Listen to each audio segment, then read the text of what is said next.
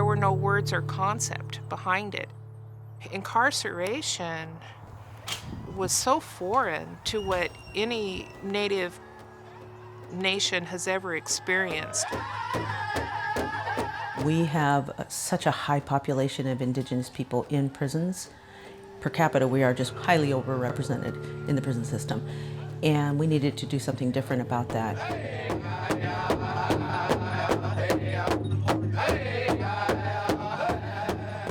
One of our most important roles here is the cultural and spiritual programming that we do within our state prisons. Native American spirituality and culture, it can help us transform our lives. What does it mean to be a strong Native woman or to be a strong Native man? What does it mean to be a warrior? We carry all the ancestors from the beginning of time within our DNA.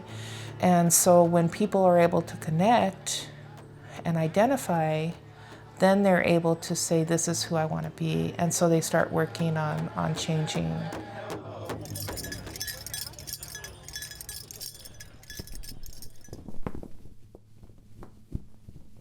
For many, many years in this country, there were laws developed to essentially stop us from practicing our culture, our spirituality.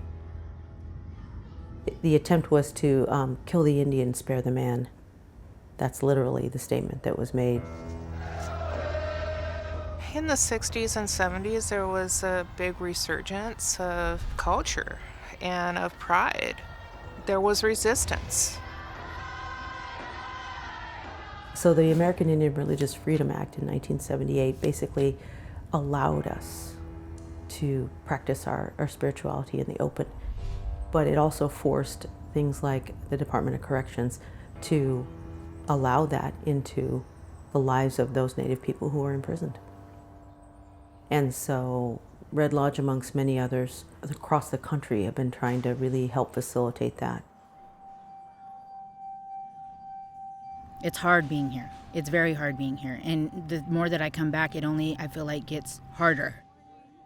Hello, good morning. Hi, good morning. Good morning. Good morning. We just try to make sure that we try to keep connected, keep our circle and our sisters strong, and who wants to be there is going to be there. You know what I mean? Trish Jordan is our volunteer here, and she does a whole bunch for not just our facility, but for all the facilities.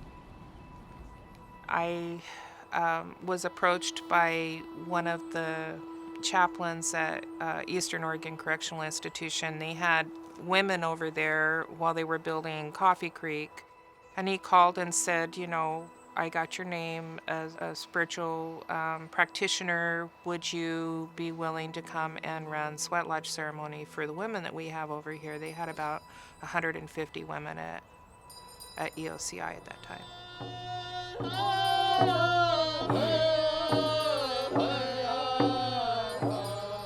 It was very eye-opening to me when during ceremony, you know, things get shared that are very private, and recognizing that most of these women didn't have a choice. You know, they left at home at a very young age. They had violence in their home. They had substance abuse in their home, all of these things. And now they're getting ready to be released, and they don't have anywhere to go.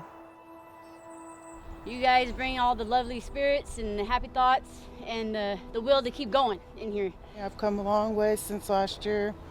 I'm getting out in August, and I'm really looking forward to moving on and living sober and coming back to Warm Springs and living on the res with my brothers.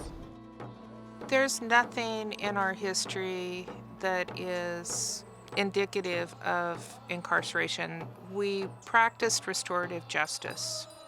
It's just about recognizing the connection that everybody and everything around you has. Can it be a learning experience rather than a punitive experience?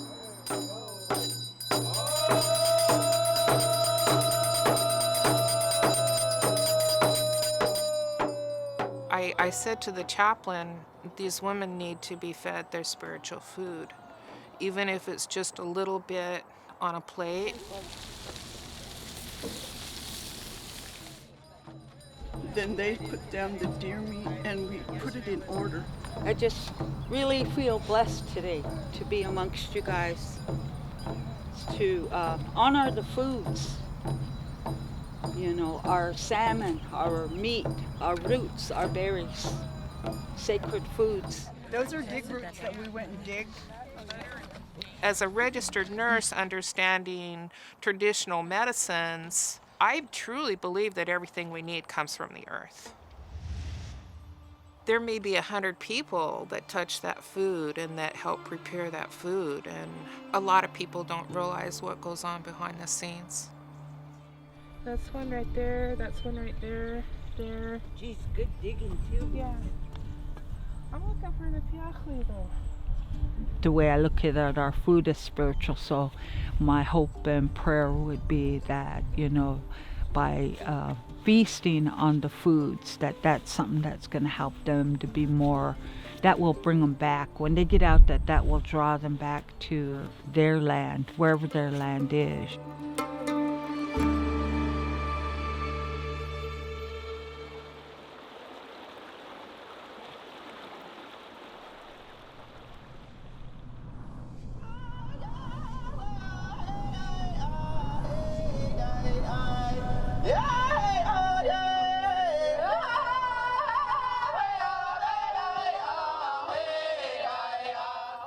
I used to be incarcerated. I've been incarcerated at Coffee Creek Correction Facility twice, and that's the women's prison. And then Trish was right at the door to pick me up. Red Lodge was there. So I've been a part of Red Lodge since, volunteering, anything I can do to give back. Just want to make sure the inmates get the best they can get because, you know, Yeah, it's no, Christmas to them. They look forward to this all year. So many things in many prison systems are about volunteers coming in. So it's that coordination of volunteers that makes that happen. Perfect. Thank you very much. Moccasins. And hair ornament? That's the roach spreader with feather. Here's the roach and the feathers. Fantastic. We're good to go, sir. If you need to see a check-in, go ahead and go out.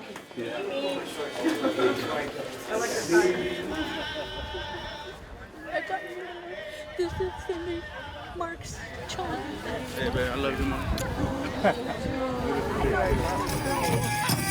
All right, let's have a round of applause for our dancers.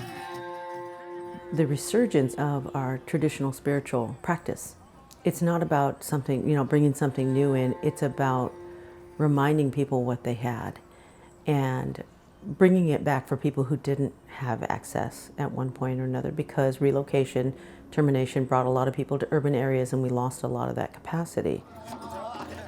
We lost so much of it. You know, there was a song for everything. There was meaning and protocol to everything. But what we have left, we need to pass on. And so hopefully, you know, the women that we work with or the men that we work with, they're going to go home and they're going to continue to, you know, seek out community and ceremony and pass that on to their children.